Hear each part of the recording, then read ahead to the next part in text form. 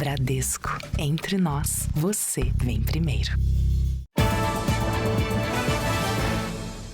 Boa noite. Boa noite. A vice-cônsul da Colômbia, baleada durante uma tentativa de assalto numa área nobre de São Paulo, passou por cirurgia e continua internada. Um policial de folga viu a ação dos criminosos e reagiu. Este é o momento exato em que Cláudia Ortiz é atingida. Nas imagens é possível ver os suspeitos fugindo e um policial com a arma na mão que para socorrer a mulher. Momentos antes, os criminosos tentaram assaltar uma empresária que estava num táxi. Levei um susto, o celular caiu no chão, comecei a berrar e o cara tentava pegar o celular do chão. O policial de folga estava no carro de trás, ele viu a cena e reagiu. A tentativa de assalto aconteceu aqui na Avenida 9 de Julho, uma das mais movimentadas de São Paulo, numa área de alto padrão. O consulado da Colômbia fica a pouco mais de 1 quilômetro daqui. A vice-cônsul caminhava na calçada quando foi baleada no quadril. Cláudia Ortiz, de 30 anos, foi socorrida e levada para este hospital na Zona Sul. Segundo nota do consulado colombiano, ela foi submetida a uma cirurgia e o estado de saúde dela é estável. As imagens mostram que ao menos 3 criminosos participam do crime. Eles correm, entram num carro estacionado numa rua próxima e fogem com o veículo. 2 assaltantes foram presos. A Secretaria da Segurança Pública disse que a Polícia Militar acompanha a investigação. Uma perícia vai determinar se a bala que atingiu a vice-cônsul foi disparada pelo policial de folga, que não teve o nome revelado, ou pelos criminosos. Presidente Lula diz que vai enviar ao Congresso projeto de isenção do imposto de renda na terça-feira. Países do G7 ameaçam adotar novas sanções caso a Rússia não aprove cessar-fogo com a Ucrânia. Polícia de São Paulo encontra fotos da rotina de jovem assassinada no celular do principal suspeito. Técnico Dorival Júnior corta Neymar da seleção brasileira. Em São Paulo, Palmeiras sonha com o Tetra e o Corinthians quer voltar a conquistar a taça depois de 6 anos.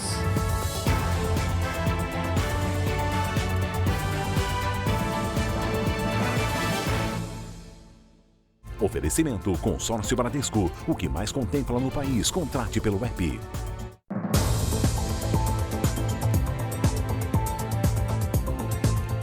Em São Paulo, um homem que foi roubado ajudou a polícia a identificar e a prender um dos assaltantes. Ele seguiu os suspeitos e registrou a placa da moto usada no crime.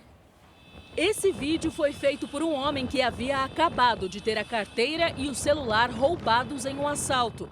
Ele conseguiu seguir os suspeitos. Foi a partir desse registro da placa da moto que a investigação começou. Como a motocicleta estava irregular e havia passado por vários donos, a polícia demorou 6 meses para chegar ao último comprador, João Vitor Galvão de Souza, de 24 anos. Enquanto era vigiado pelos policiais, João Vitor divulgava vídeos na internet cometendo infrações de trânsito em avenidas movimentadas da capital paulista. O suspeito foi preso hoje em casa na zona leste de São Paulo. Uma moto, roupas e capacetes foram apreendidos. A investigação descobriu ainda que João Vitor também alugava a moto para outros criminosos. Segundo o delegado que investiga o caso, ele confessou os crimes. Vai responder por roubo, furto e racha. Quando ele passa a alugar a moto e outras pessoas passam a alugar essa moto, automaticamente, qual que é a ideia? A dificuldade de identificação da autoria. Porque cada hora uma pessoa pode usar a moto para praticar o crime. Apesar da atitude corajosa da vítima, a polícia lembra dos riscos de reagir a uma abordagem. Ele poderia ter sido atingido com um disparo, ele poderia ter atirado, não reajam ao assalto, não persigam os marginais, porque isso pode trazer muito risco para a vítima. A rodovia Anchieta, que liga São Paulo ao litoral sul, foi liberada quase 15 horas depois de uma carreta desgovernada derrubar uma passarela de pedestres. Com a pista fechada, muitos motoristas passaram a noite no trânsito. Os destroços da passarela de pedestres, que fica na altura de Cubatão, na Baixada Santista, só foram totalmente retirados da rodovia Anchieta às 9h30 da manhã, quase 15 horas depois do desabamento. A gente está falando de né, de muitas toneladas. Inclusive foi necessário a gente contratar 2 guindastes e também rompedores. Esta câmera de segurança registrou a queda da estrutura e o barulho. Emerson mora na beira da estrada e ouviu o estrondo. Aí, quando eu fui entrar na academia, a gente escutou aquele barulho ensurdecedor. É normal a gente ter aqui acidente, mas dessa proporção nunca vimos. Ele conversou com o motorista do caminhão que provocou o acidente. O homem contou que parou o veículo no acostamento e desceu para falar com outro caminhoneiro que havia colidido no retrovisor dele. Ele disse, o carro desceu, quando eu fui já era. O caminhão desgovernado bateu na estrutura da passarela, que desabou na hora. Apesar do impacto, ninguém ficou ferido. O trânsito ficou parado. Sem rota alternativa, muita gente passou a noite na estrada. A rodovia Anchieta é a única ligação para o transporte rodoviário de cargas entre a capital paulista e o Porto de Santos. Por causa desse acidente, muitos caminhões e ônibus ficaram presos no congestionamento por cerca de 12 horas até a liberação total das pistas. Gilberto e a mulher pegaram um ônibus no aeroporto de Guarulhos ontem, às 3h30 da tarde. Só conseguiram chegar em Santos 18 horas depois. Era para estar aqui ontem às 17h30, mas com esse acidente que ocorreu, estamos chegando agora. No dia seguinte, 15 para as 11 da manhã, sem almoçar, sem jantar, sem café da manhã. Muitos passageiros não esperaram a rodovia ser liberada e desceram o trecho de serra a pé. Conseguimos ir descendo entre os caminhões e aquele breu, aquele escuro, todo mundo muito preocupado, com medo. O sistema Anchieta Imigrantes é um dos maiores corredores logísticos do país. O que determina realmente qualquer outra situação de construção ou construção de mais pistas ou de outra rodovia é realmente o estudo da demanda, para entender se há necessidade de uma terceira rodovia ou ampliação das existentes, né? Por causa do acidente, a autoridade portuária informou em nota que os terminais estão recebendo os caminhões fora do horário agendado até a normalização do fluxo de veículos. A Polícia Civil conseguiu encontrar fotos da adolescente Vitória no celular do principal suspeito pela morte da jovem na Grande São Paulo. Mais uma testemunha prestou depoimento hoje em Franco da Rocha. O homem é amigo de Michael Salles dos Santos, que cumpre prisão temporária de 30 dias. Os indícios que colocaram Michael como principal suspeito do caso foram encontrados na casa e no carro dele. Vestígios de sangue e fios de cabelo. Michael também apresentou contradições em depoimentos. Novas evidências surgiram a partir da recuperação de conteúdos do celular de Michael. Peritos encontraram fotos de Vitória e de outras jovens com aparência semelhante à dela. Ao ser interrogado, o suspeito negou ter redes sociais, mas investigadores descobriram que ele criou um perfil secreto e seguia Vitória. Todas as fotos que tem no celular dele, falando apenas em data, é o que eu posso falar nesse momento, é anterior ao desaparecimento dela, anterior ao dia 26 de fevereiro. Michael nega o crime. Os policiais também apreenderam uma enxada e uma pá, perto de onde o corpo de Vitória foi abandonado. As ferramentas pertencem ao padrasto do suspeito. Essas ferramentas ficam jogadas lá no chiqueiro, onde ele tem porcos. Só que isso não quer dizer que tenha sido o meu filho que tinha pego. Porque ali onde é o chiqueiro, todo mundo entra. Há ainda outros 2 investigados, Daniel Lucas Pereira e Gustavo Vinícius de Moraes, com quem Vitória já se relacionou. Os 2 alegam inocência. Além de analisar o conteúdo dos celulares, a polícia usa os aparelhos para checar onde os suspeitos estavam na hora em que Vitória foi sequestrada. Tivemos acesso ao relatório inicial das estações rádio base, instaladas na região, que captam sinais de telefonia. Entre os dias 25 e 28 de fevereiro, os celulares de Gustavo e Vitória foram detectados na mesma localização, no bairro Ponunduva, em Cajamar. Vitória desapareceu na cidade no dia 26. O relatório destaca que não é possível garantir que os dois tenham se encontrado no horário do sequestro, mas que os dois estiveram juntos em algum momento, o que foi omitido por Gustavo. Ele disse em depoimento que não via a adolescente havia meses. O advogado da família de Vitória acredita haver mais de uma pessoa envolvida no crime. Desde o dia em que o corpo foi localizado, a polícia nunca descartou a hipótese desse crime ter sido cometido por mais de uma pessoa. As vendas do varejo tiveram queda pelo terceiro mês seguido, em janeiro, segundo dados do IBGE. Elisângela é gerente numa loja de roupas e já percebeu que o comportamento dos clientes mudou. Hoje está mais devagar, assim, né, para eles fazer a compra. Eles estão pesquisando muito questão de preço, né, de prazo. Outros setores do varejo também sentiram a mudança. Dados da pesquisa mensal do comércio mostram que a principal queda foi registrada no setor de artigos farmacêuticos, médicos, ortopédicos e de perfumaria. Em seguida, supermercados, produtos alimentícios e bebidas, móveis e eletrodomésticos, comércio de tecidos, roupas e sapatos também tiveram leve recuo. Por outro lado, houve crescimento na venda de material para escritório, informática e comunicação, assim como combustíveis e lubrificantes, artigos de uso pessoal e doméstico e livros, jornais e revistas.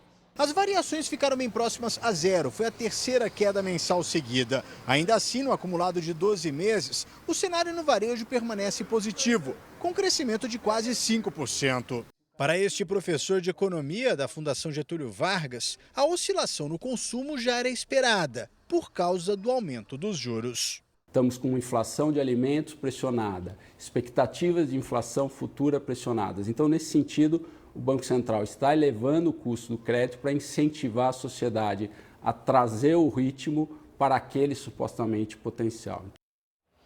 A chuva forte causou transtornos em Natal. Houve alagamento na faixa de areia da praia de Ponta Negra.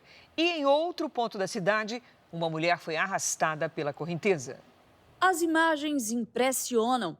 A mulher foi levada pela enxurrada no cruzamento movimentado. A jovem aguardava um carro de aplicativo quando foi surpreendida pela força da água. Ela ficou ferida, mas está fora de perigo. Na zona norte da cidade, áreas de captação de água transbordaram. Neste loteamento, várias casas ficaram alagadas. Todo ano, quando chove, esse sofrimento com água dentro de casa. Já perdi tudo. Hoje não foi a primeira vez, não. A praia de Ponta Negra, uma das mais famosas da cidade, ficou tomada pelo alagamento. Há um mês e meio, um aterro hidráulico aumentou a extensão da faixa de areia da praia de Ponta Negra. A drenagem foi concluída há uma semana, mas o volume de chuva foi tão alto que a faixa de areia voltou a ficar alagada, causando transtornos tanto para turistas quanto para comerciantes. Todo mundo fechou porque não dá para trabalhar assim, desse jeito, dessa maneira, com muita água, fora os esgotos, a céu aberto. Nós estivemos aqui em 2020, era totalmente diferente, a praia aqui era linda, hoje não tem nem como tomar banho, né? Em Natal, já choveu todo o volume previsto para o mês de março. Vamos saber com a Lidiane Sayuri como é que vai ficar o tempo no último fim de semana do verão. Oi, Lid, conta tudo. Vamos lá, Cris. Olha, com muita chuva ainda nas regiões norte e nordeste. Boa noite para você. Sérgio, boa noite. E boa noite para você de casa.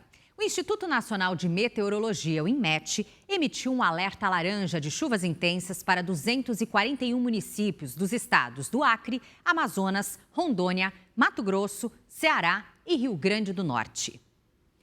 Em Natal e em Rio Branco, sábado nublado e chuvoso. A quantidade de água pode causar novos transtornos. Faz até 29 graus. No Rio de Janeiro, a chance de chuva aumenta e a capital entra na rota dos temporais. O calor diminui e as máximas não passam dos 31 graus. Hoje, os temporais também atingiram São Luís, no Maranhão. Neste momento, temos instabilidades sobre o litoral do Nordeste, Tocantins e entre o Acre, Rondônia, Mato Grosso e Amazonas. Amanhã, a frente fria avança pelo sudeste e forma nuvens carregadas entre o sul de Minas, zona da Mata Mineira e interior fluminense. Nas regiões centro-oeste, norte e nordeste, tem alerta de chuva forte em todas as capitais. Sábado à tarde, com 26 graus em Porto Alegre, 27 em São Paulo, 31 em Brasília, 29 no Recife e até 30 em Manaus. Tempo delivery. O Genesi quer saber a previsão para Nova Iguaçu, na Baixada Fluminense. Oi, Genesi.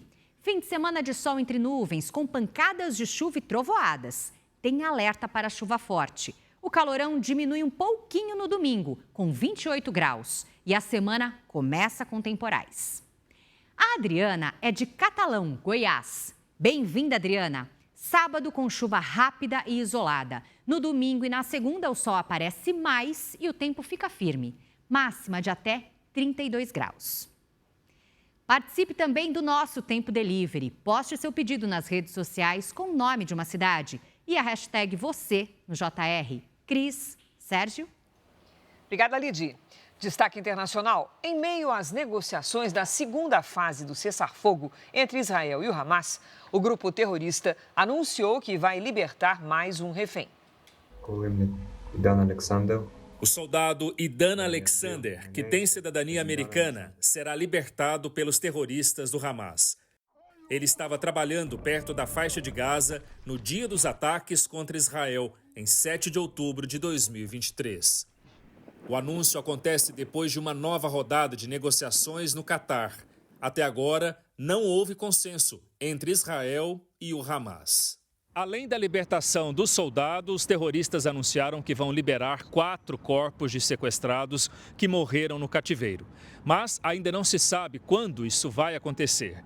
O governo de Israel acusa o Hamas de não seguir com a proposta dos Estados Unidos, que prevê a prorrogação do cessar-fogo até o dia 20 de abril e a libertação imediata de pelo menos 15 dos 59 reféns que ainda estão na faixa de Gaza. Os mediadores apresentaram uma nova proposta de libertação imediata de 5 reféns vivos e a extensão do cessar-fogo, mas o grupo terrorista não aceitou. Hoje, as forças de defesa de Israel revelaram detalhes da investigação sobre um dos kibbutz atacados em 2023. A comunidade Niroz foi invadida por 500 homens do Hamas, que mataram 46 moradores e fizeram 71 reféns. O relatório admite falhas do sistema israelense de segurança. Os primeiros soldados chegaram ao local somente 40 minutos depois da invasão. Veja a seguir. Países do G7 ameaçam impor novas sanções caso a Rússia não aceite cessar-fogo na Ucrânia. E mais, Neymar é cortado da seleção brasileira para os jogos das eliminatórias da Copa do Mundo.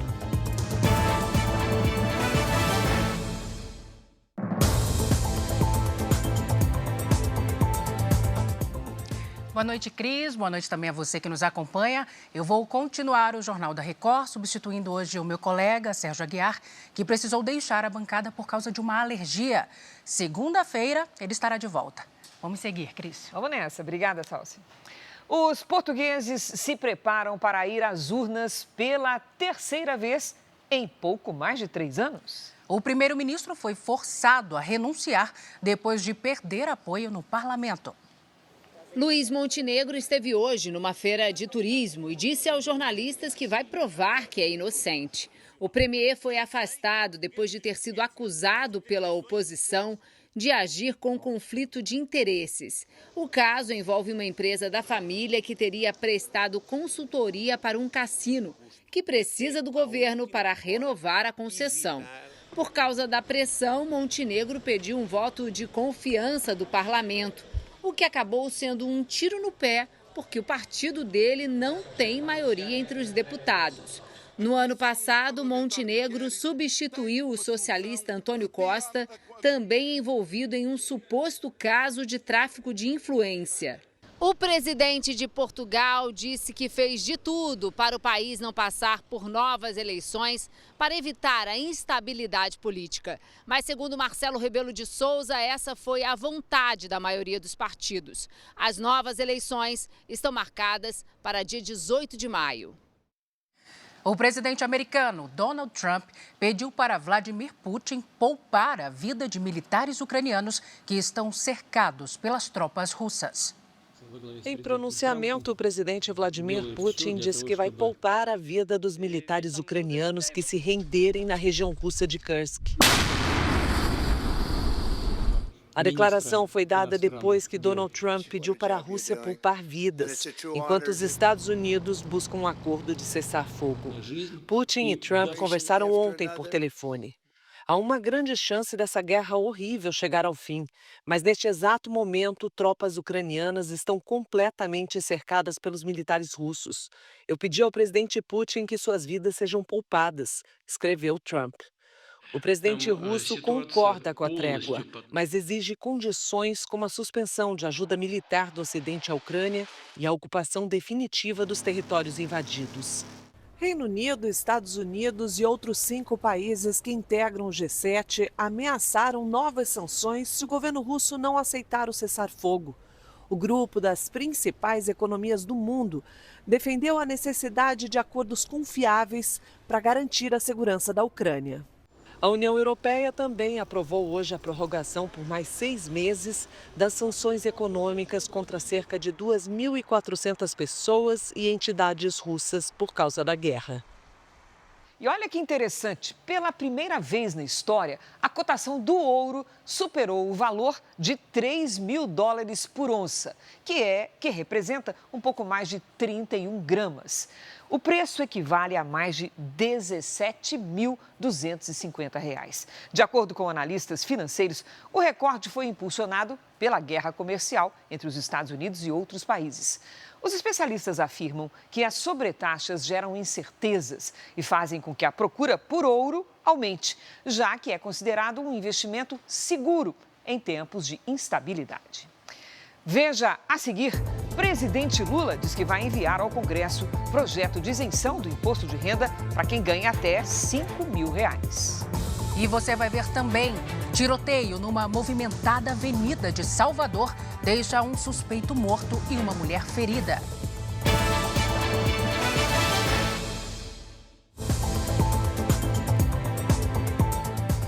Depois de 4 meses de investigações, a polícia concluiu o inquérito e indiciou 6 pessoas pela execução de Vinícius Gritzbach em novembro do ano passado.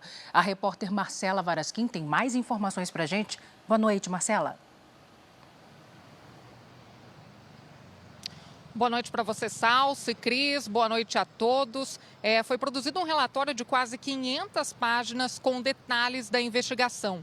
Dos 6 indiciados, 3 são policiais militares. Segundo as investigações, o mandante do crime é Emílio Carlos Gongorra Castilho, o cigarreira.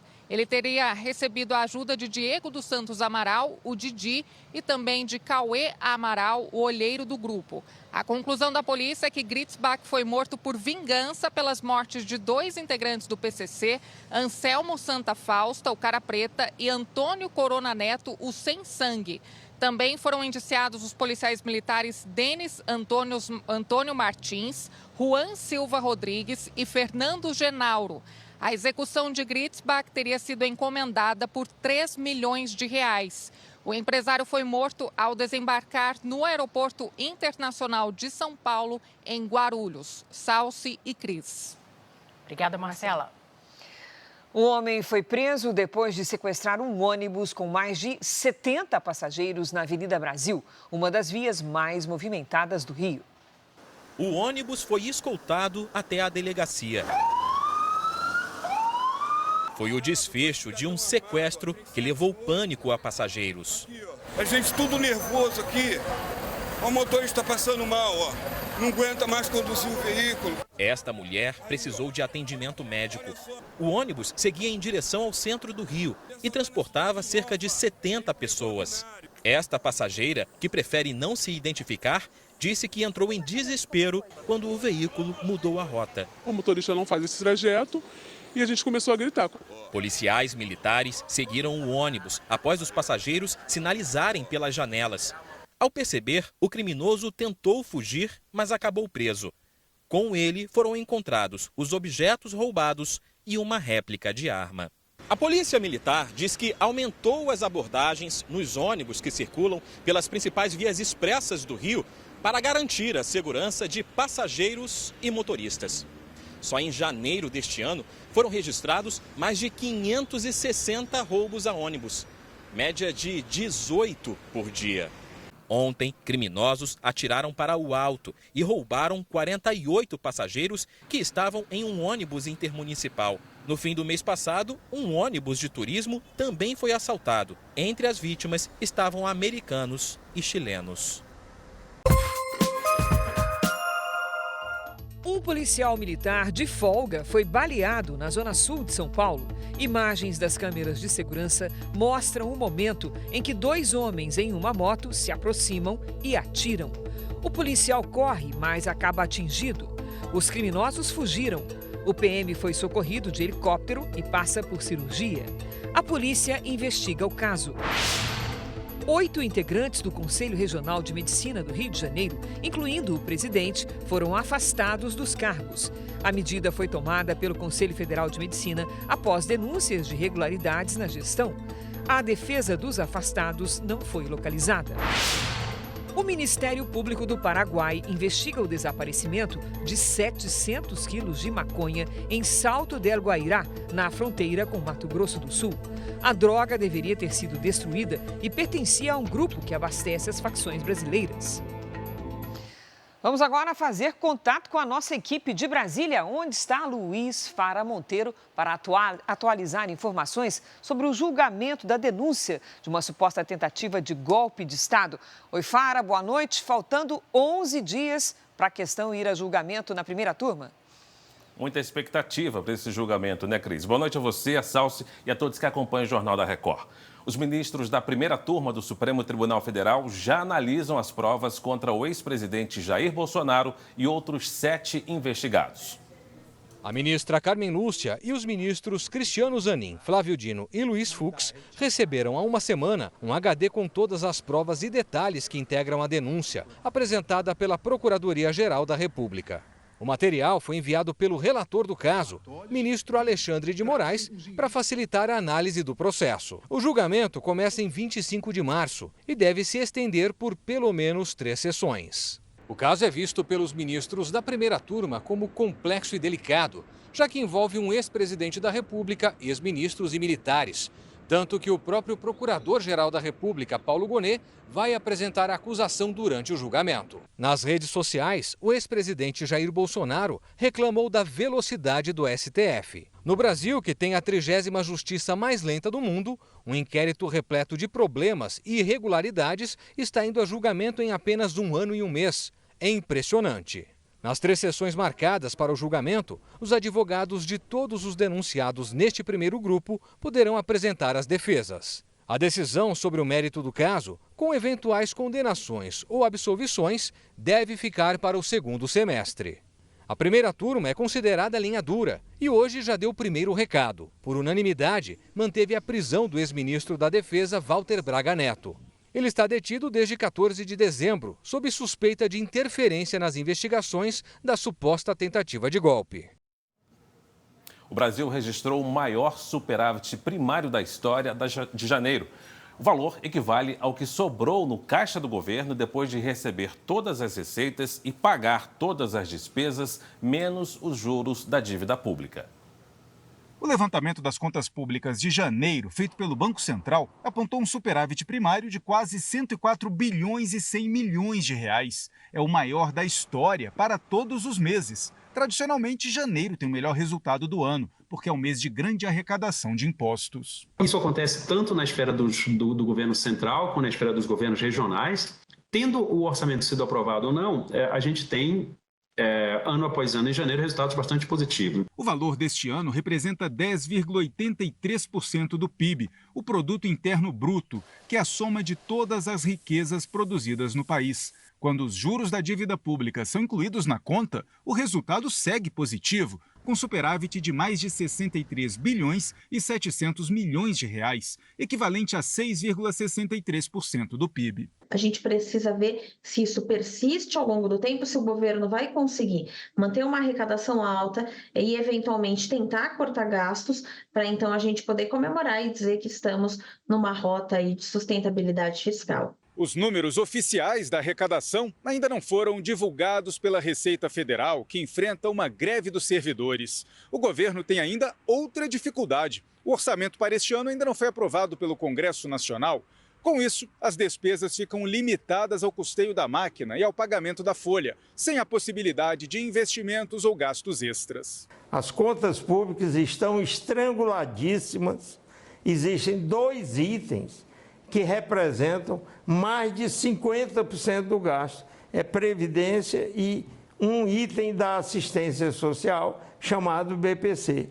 Esse estrangulamento impede que os gastos cresçam em outros segmentos e sobre espaço para manter a dívida sob controle, que é o tal do superávit primário.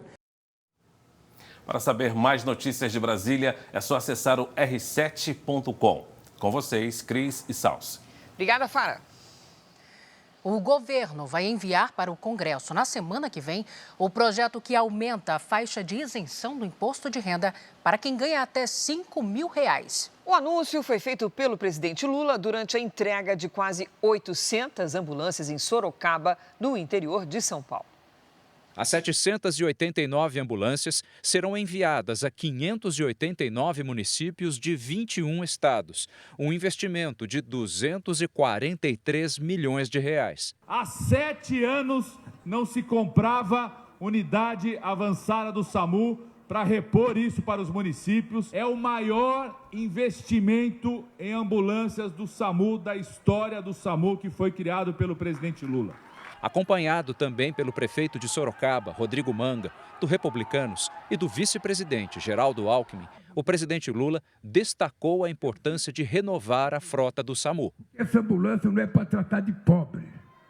Essa ambulância é para tratar de todo o povo brasileiro, independente da origem financeira dele, da origem social, da origem religiosa, da origem futebolística, de tudo. O prefeito recebeu o apoio do presidente Lula. Prefeito, pode marcar audiência em Brasília, que você será recebido, leva a sua pauta de dedicação, que você será tratado com o maior respeito que o presidente tem que ter com o prefeito de todo o país. Rodrigo Manga agradeceu ao presidente. Agradecer porque eu fiz o pedido para o senhor de poder visitá-lo no seu gabinete para a gente poder tratar, em especial, do Pacto Federativo, do aumento dos recursos para os municípios, poder melhorar ainda mais a qualidade de vida. O senhor prontamente falou que vai nos atender. Durante os 25 minutos em que falou à plateia, Lula entrou em outros assuntos. O presidente enfatizou a inflação dos alimentos e tomou como exemplo o aumento do preço dos ovos, algo que, segundo ele,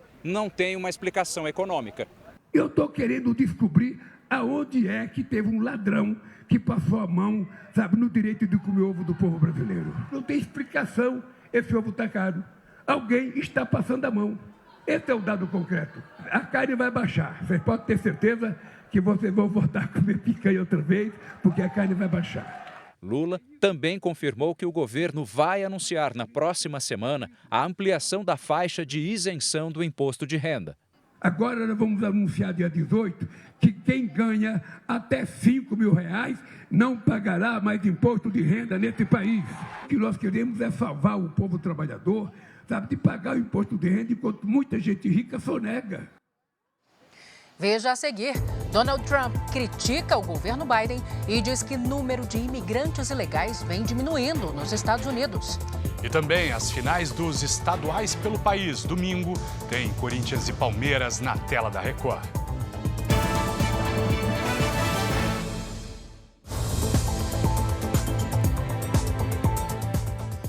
Um suspeito morreu e uma mulher ficou ferida durante um tiroteio numa das mais importantes avenidas de Salvador. Uma viatura perseguia um carro com 4 suspeitos. Eles desceram do veículo e atiraram contra os policiais, que revidaram. Um dos criminosos morreu, outro foi ferido e 2 conseguiram fugir. Uma mulher foi baleada. Segundo a polícia, os criminosos estavam num carro roubado.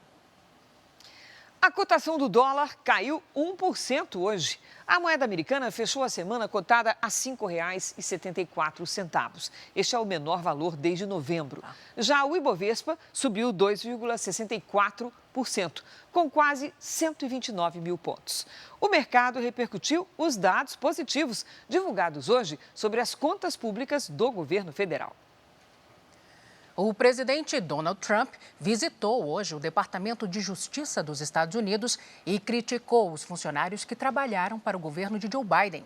Ele disse que agora vai virar a página de 4 anos de corrupção.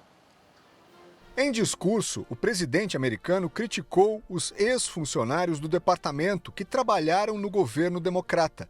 Trump disse que a lei foi usada para punir inocentes e recompensar os perversos. Devemos ser honestos sobre as mentiras e abusos que ocorreram dentro dessas paredes, afirmou. Trump também disse que as apreensões de estrangeiros sem documentação na fronteira com o México diminuíram desde que ele retornou à Casa Branca e pediu que o departamento intensifique os esforços para a proteção das fronteiras e a deportação de imigrantes ilegais. Trump ainda falou sobre a luta contra o fentanil, opioide sintético que provocou uma crise de mortes por overdose no país. O presidente reafirmou que impôs tarifas comerciais ao México e ao Canadá para que os países reprimam o contrabando aos Estados Unidos.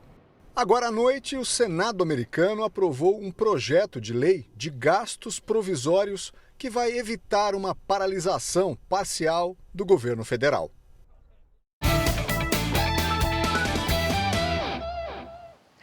Hora do esporte, domingo é dia de Palmeiras e Corinthians.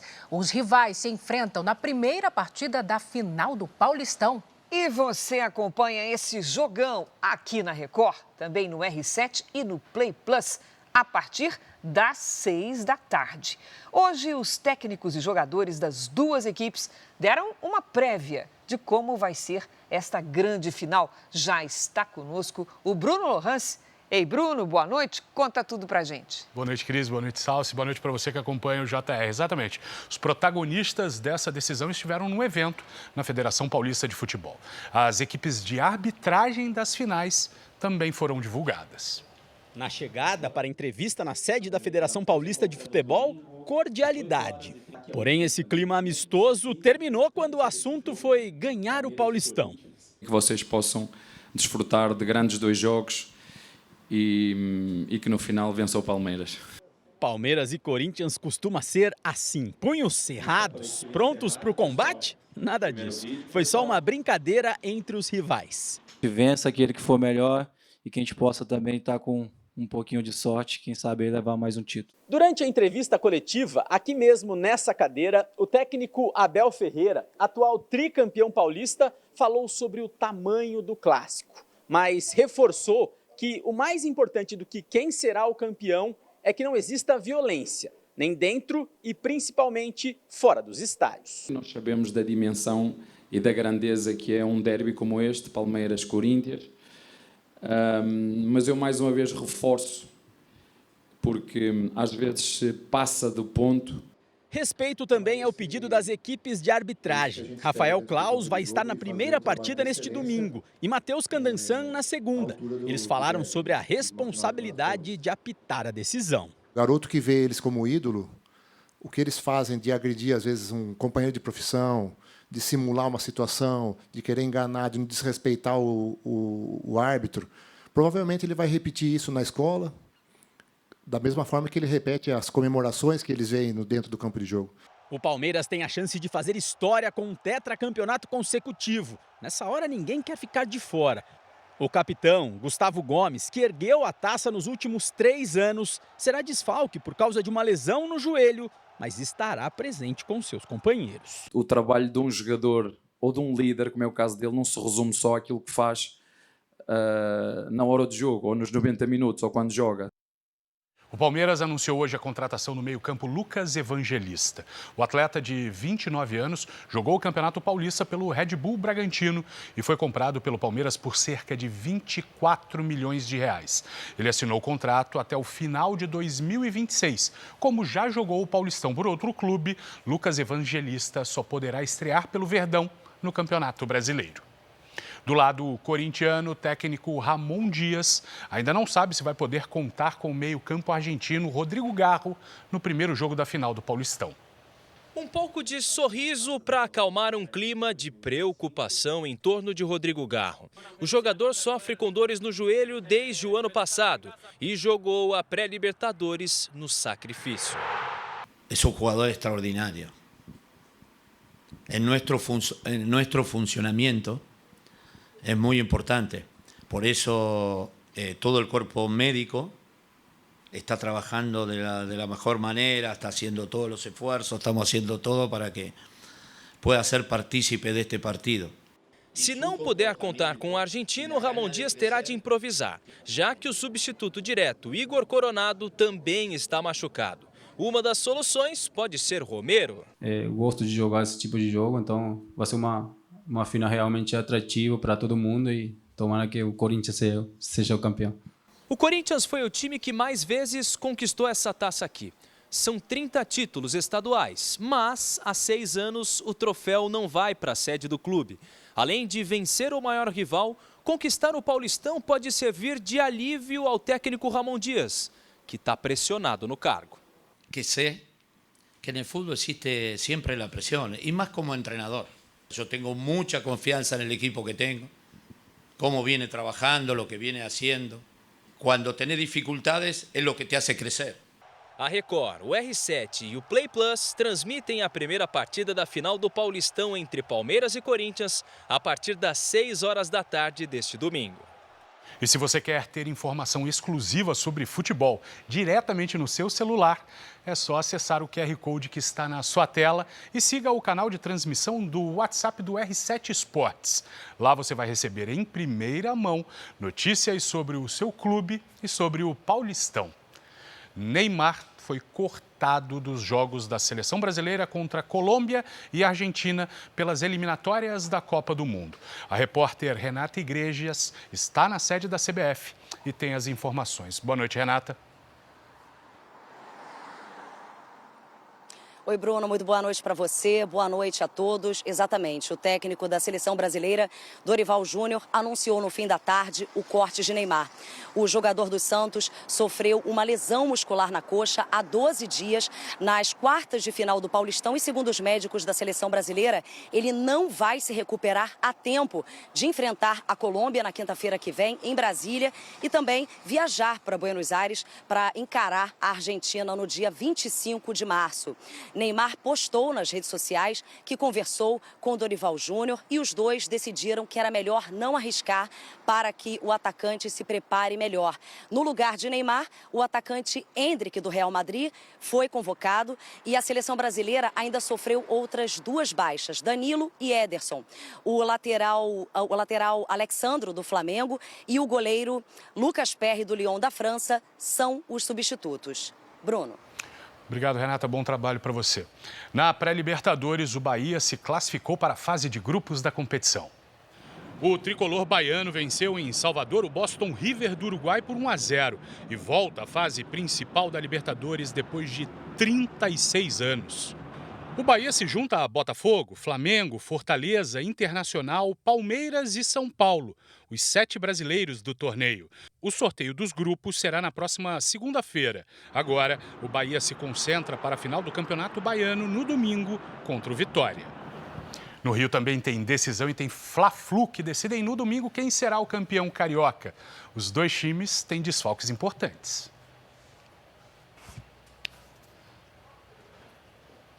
O zagueiro Danilo, do Flamengo, que ainda se recupera de lesão, inclusive foi cortado da seleção brasileira, não vai para o jogo, também lesionado, o lateral esquerdo, Gabriel Fuentes, vai desfalcar o Fluminense. No primeiro jogo da final, o Flamengo venceu o Fluminense por 2-1 e tem a vantagem do empate para ficar com o título carioca.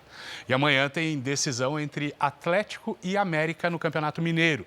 O Galo venceu por 4-0 o primeiro jogo e está muito perto de conquistar o hexacampeonato. Entre os atleticanos, a confiança é grande. Com certeza o Atlético vai ganhar, né? Galo, né? Claro. Galão campeão, rumo ao Hexa. Tanta convicção tem motivo. Na partida de ida, o Atlético, que está invicto na competição, goleou o América por 4-0. Para não ser campeão, precisa perder por 5 gols de diferença ou por 4 para levar a decisão para os pênaltis. É muito difícil o América reverter. O jogo vai ter casa cheia. Apesar do mando de campo ser do América, a diretoria do clube escolheu jogar no Mineirão. Mas a maioria dos ingressos deve ser para a torcida do Atlético, que promete lotar o estádio em busca do hexacampeonato estadual. Essa é a 19ª final consecutiva do Atlético no Campeonato Mineiro e pode ganhar a taça de número 50 na história. O Hexa é um fato muito difícil, seria uma das maiores viradas da história do futebol se o América conseguisse ganhar do Atlético e conquistar a taça. Acho que tem um recado muito claro que está sendo passado para todo mundo que joga o Campeonato Mineiro. O Atlético está muito acima da concorrência. Internacional e Grêmio decidem domingo o título do Campeonato Gaúcho. O Colorado venceu o primeiro jogo por 2-0 e pode quebrar um jejum de 9 anos. Hermano tem 81 anos. Neste ano, ele acompanhou o Inter em todos os jogos fora de casa. Você é campeão, não adianta nada, não tem escapatório. Você é campeão. Após vencer o jogo de ida por 2-0, o Colorado pode perder por 1 gol de diferença no Beira-Rio para ficar com o título. Mesmo assim, o torcedor do Grêmio ainda acredita no título. Tenho convicção de que o Grêmio vai virar esse clássico aí. O Internacional tenta quebrar a hegemonia do Grêmio, que já dura 7 anos no estado. A conquista do tricolor gaúcho seria histórica e igualaria uma marca que já foi atingida pelo Colorado. Além de tentar quebrar a sequência do rival, o Inter busca encerrar um incômodo jejum. A última taça foi em 2016. Eu tenho certeza que o torcedor ele vem para o estádio, né, para ser campeão, baseado, né, na grande vantagem que a gente fez no primeiro clássico, né, mas que nada está decidido, né, tem ainda 100 minutos de jogo. Tenham paciência, entendam um pouco que para formar um equipo competitivo, um time competitivo, necessitas treinar muito e que jueguen os mesmos sempre. É a única maneira, não é fácil. O 8º título seguido do Grêmio ou fim do jejum do Internacional. O Grenal 446 entrará para a história de tricolores e colorados. O Grêmio ganhar 8 vezes o Campeonato Gaúcho ia ser demais. O Inter é super favorito, tem um time mais forte, tem um elenco muito bem entrosado. O Alan Patrick está jogando bem demais. Para mim, eu não vejo chance para o Grêmio reverter dentro do Beira-Rio de jeito nenhum. O jogador do Bragantino, que sofreu um grave acidente de carro no início do mês no interior de São Paulo, apresentou melhora no quadro clínico. Pedro Severino, de 19 anos, já respira sem aparelhos em alguns períodos do dia e não está mais sedado. Ele segue internado na UTI de um hospital em Ribeirão Preto. Segundo os médicos, o estado de saúde dele é grave, mas estável. Nos Estados Unidos, o astro do basquete Stephen Curry se tornou o primeiro jogador a fazer 4.000 cestas de 3 pontos na Liga Americana. O jogador do Golden State Warriors entrou em quadra a 2 arremessos da marca. A cesta histórica, porém, só veio no 3º período da partida. Curry ajudou o time da Califórnia a vencer o Sacramento Kings por 130-104. Lembrando que no domingo, a partir das 6 horas da tarde, tem Palmeiras e Corinthians aqui na tela da Record, no Play Plus e no R7. Cris, Salsi. Não dá para perder. Impossível. Valeu, Bruno. Nós ficamos por aqui. À 00:30 tem mais Jornal da Record. Você fica agora com a novela Força de Mulher. E logo depois de Gênesis, tem a série Reis. Não perca. Boa noite, bom final de semana para você. Uma boa noite para você.